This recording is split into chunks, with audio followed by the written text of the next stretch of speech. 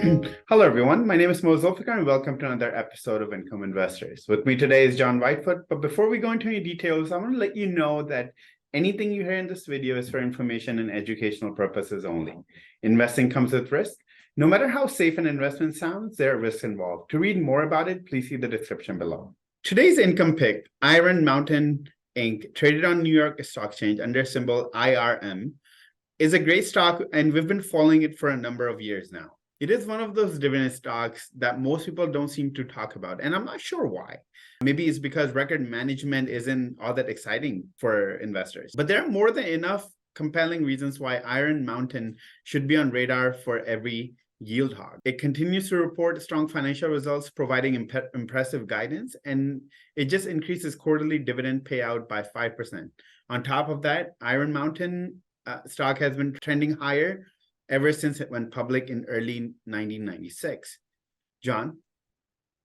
Thanks, Mo. Yes, Iron Mountain, it's a specialty REIT that isn't easy to pigeonhole. It's somewhere between an industrial REIT and a data center REIT. It's a global leader. Most people know that it's a global leader in the storage and information management services, which includes record management, data management, digital solutions, and secure shredding. The majority of its business, which is around 65%, comes from its storage segment, with the remainder coming from its service segment. It currently has more than 225,000 global customers across virtually every industry: legal, financial, healthcare, insurance. And its real estate network of more than 730 million square cubic feet of global storage solutions, and has more than 1,380 facilities in approximately 59 countries across 6 continents. It's good at what it does too. In addition to having more than 225,000 customers, it's also trusted by 95% of Fortune 1000 companies. And the company's retention rate has held pretty steady too over the years at an impressive 98%. And even though the company has been reporting healthy revenue, it's always looking for ways to increase shareholder value and has made a significant progress over the years, from shifting from revenue mix to faster growing businesses, including emerging markets and data centers. Yeah, the company's data segment is expected to be a big revenue generator over the coming decades. Data centers are massive, tech-heavy buildings that centralize an organization's IT operations and equipment for the purpose of storing, processing, and disseminating data and applications. Because they house an organization's most critical and proprietary assets, the data centers are vital to the continuity of the company's daily operations. Now, Iron Mountain got a head start on its competitors when it began leasing wholesale and retail data center space in its underground facility in Pennsylvania, and it's been buying and building data centers aggressively since then. Today, it has a platform of 665 megawatts, including 340 megawatts of capacity to sell. A single megawatt, for perspective, generates about the same amount of electricity consumed by up to 1,200 homes on an annual basis. Now, its customer base includes more than 1,300 customers, including 5 of the world's largest hyperscalers. And Iron Mountain doesn't say who those customers are, but some of the biggest hyperscalers include Amazon, Microsoft, Google, Alibaba, IBM, Oracle, companies like that. The global data center market is still in its infancy, and it's experienced major industry tailwinds. Over the next 5 years alone, the market is expected to grow by over $40 billion. Let's talk about the financials here. How did Iron Mountain do in the most recent quarter? Yeah, Iron Mountain delivered another quarter of strong performance, including all-time record revenue and adjusted EBITDA. To that end, a second quarter revenue increased 5% to the aforementioned record $1.35 billion.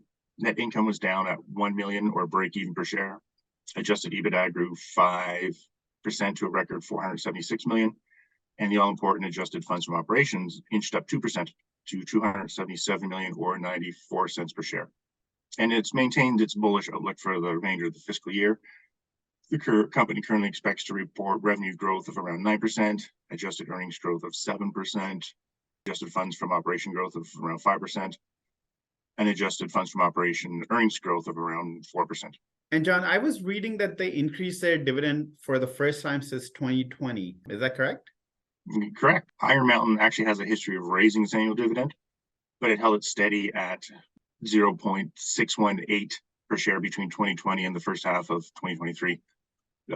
As you just mentioned, in early August, though, it resumed its dividend hikes, increasing its third quarter dividend by 5% to 65 cents per share or $2.60 on an annual basis for a yield of 4.23%. And that dividend is safe, if anyone's wondering. If anything, there's more than enough room for Iron Mountain to resume increasing its annual distribution In fact, its dividend payout has been falling over the last few years from 81% in 2019 to 66% in 2022. How is IRM share prices doing? Well, Iron Mountain's high yield dividend isn't the only thing, making moves. Iron Mountain stock continues to outshine the market as well. When we last looked at Iron Mountain, it was trading at $56.33 per share.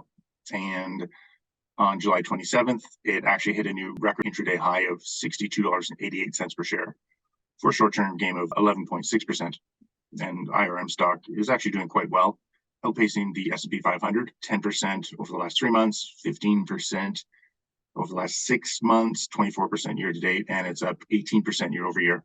And keep in mind, Iron Mountain also provides a dividend of 4.23%, which is more than twice the average dividend on the S&P 500 of just 1.6%.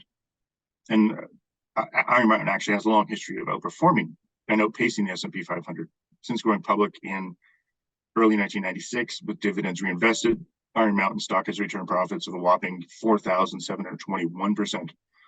Over the same time frame, the S&P 500 was returned profits of a respectable but far less impressive 630%. John, thank you so much for your analysis. There's a lot of compelling reasons to keep an eye on Iron Mountain. First, it continues to be an excellent REIT for both income and growth investors. It has a strong balance sheet, just reported another quarter of record revenue and adjusted EBITDA. It also supplied a strong full-year guidance. Since we last looked at Iron Mountain, the company has increased its quarterly payout by 4% to 65 cents per share, or $2.60 on an annual basis. And that's a yield of 4.23%. Iron Mountain stock price is also on the move, up 11.6%. That's it for today. We'll be back with another video soon. Stay tuned. In the meantime, don't forget to like this video and subscribe to our channel. Goodbye for now.